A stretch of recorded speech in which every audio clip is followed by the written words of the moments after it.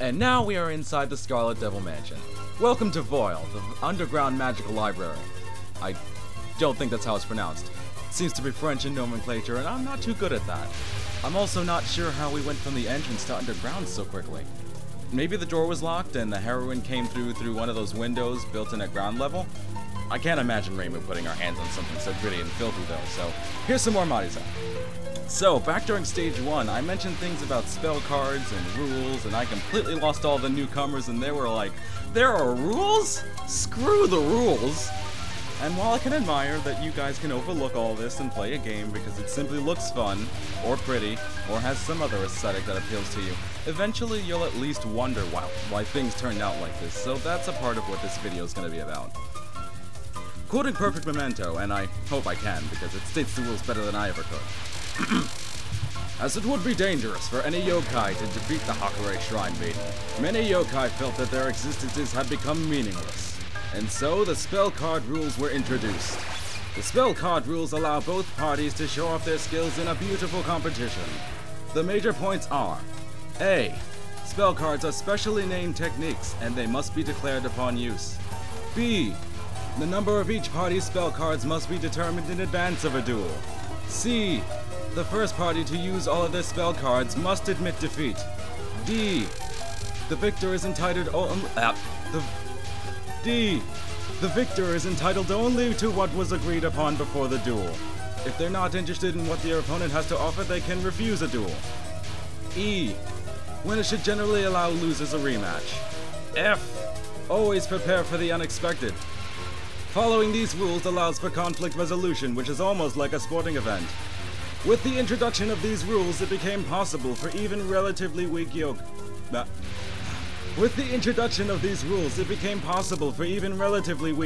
to challenge yokai.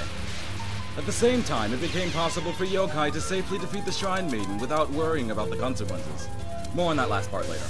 Like Diose, that mid-boss that showed up while I was explaining the rules was given the name Kawakama by fans, but later became her real name through Zin's confirmation in an interview. There are many demons like her in Voil, but the majority of fans focus on this one in particular.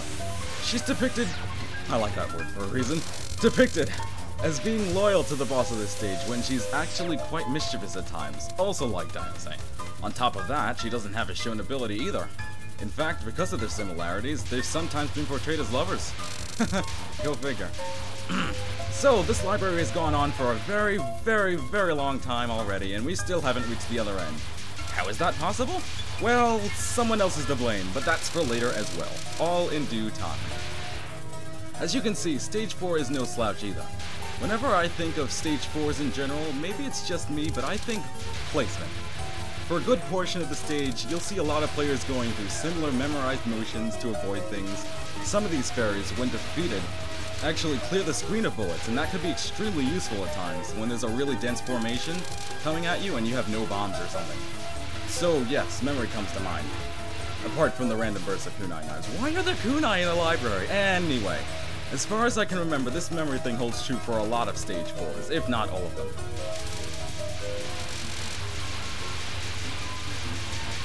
Master Spark!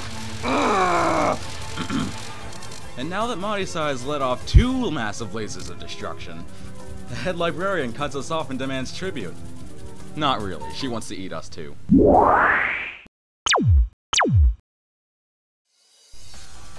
Well, I know one person right off the bat that's looking forward to this part of the commentary. I'll just have his name pop up on an annotation or something. Okay. Just go watch his videos or something. Anyway, this is Patchouli Knowledge, the master of the underground library in the Scarlet Devil Mansion. And that sounds pretty badass on its own, actually. Yeah. What was even more badass is that she has a firm grip on elemental magic. Specifically that of the 5 elements, which is fire, water, wood, metal, and earth. I don't know if that's the right order for them, but those are the 5 elements in Chinese mythology, I think. Could be, yeah. Well, one downside to all of this badassery is that she's not only an asthmatic, but she's anemic as well. Which I can imagine to be a very, what's that word? Helpful when you're trying to beat someone to a pulp. There, we'll just go with that.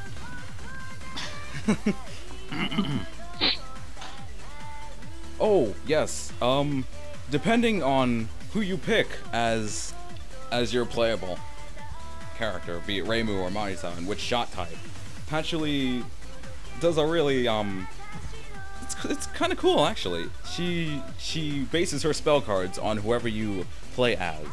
Yeah. That's actually a characteristic of all stage 4 bosses, if I'm not mistaken. Well, I'm not sure if it was like that on the PC98 games, but I do remember that from EoSD onwards, all stage 4 bosses are different depending on what you pick. it makes sense, but in the next game, say, whoever you fight and deal the most damage to, you fight from then on. But that's in the next game. Don't worry about that just yet. Okay. But yeah, all stage 4 bosses, for a while, they have that sort of gimmick. Yeah. So yes, Patchouli is a mighty magician. Despite her anemia, asthma, and general unwillingness to go outside, she is still a very successful sorceress, being experienced in the ways of the 5 elements. Oh, and it seems she could fly just as well as everyone else too, so it's like she's not affected at all by these so-called hindrances. If she were at optimal health, she'd likely be the strongest member of the household, even though this isn't her mansion. Okay, that's a bit of a stretch, but still, she's really strong. The first time I played, I don't even remember if I got to her or not, but she was a real pain to fight back then. Rotating lasers? What? Double rotating lasers? And then I lost her. And yes, Patchouli may be a suspect, but she's not the perpetrator either. She's only fighting because we invaded her library and Master Sparked the crap out of things in said library. And Marisa defiantly stated that she'd even take some books back with her in dialogue. Book thievery. You are a terrible role model, Marisa. I would not want my kids near you. Hell, you'll probably steal them too. Speaking of Marisa, since this is Marisa B, we'll see a majority of earth and metal spells from Patchouli. I believe against Reimu A, she uses fire and earth. Reimu B, she uses water and wood. And against Marisa A, fire and wood. So she indeed does change up her arsenal of spells depending on who you play as. This gives her an abnormally large amount of spells to work with, but due to her poor health, she can only really recite so many of them. So this is more a win the battle by tiring Patchouli out battle than a win the battle by kicking Patchouli's buttocks battle. Either way, staying inside for over 100 years won't do many a thing for you in terms of staying in shape, so if she has any weakness, that would be it. And blasting her senses with magic missiles fits easily within that realm, doesn't it? Indeedy it does. But before I get too far off topic again, let's get back to the spell cards. Spell cards, as Perfect Memento stated earlier, are named special techniques upon which lays the cornerstone for the whole conflict resolution thing. You see that timer there in the top right of the game screen? That is an indication for how much longer the current attack will go on before the next one. This goes for spell card attacks as well as non-spell card attacks, but only during a duel. Clearly. If you beat a spell attack before the timer runs out, that is considered a capture, and you'll receive a rather generous amount of bonus points. However, there is a catch. You must not bomb or get hit. If the timer does go down to 0, that attack automatically ends, but you won't get a spell card bonus then either. And let me tell you, points are so important in this game. At least until you reach 60 million. Then it's all about holding on to your extra lives.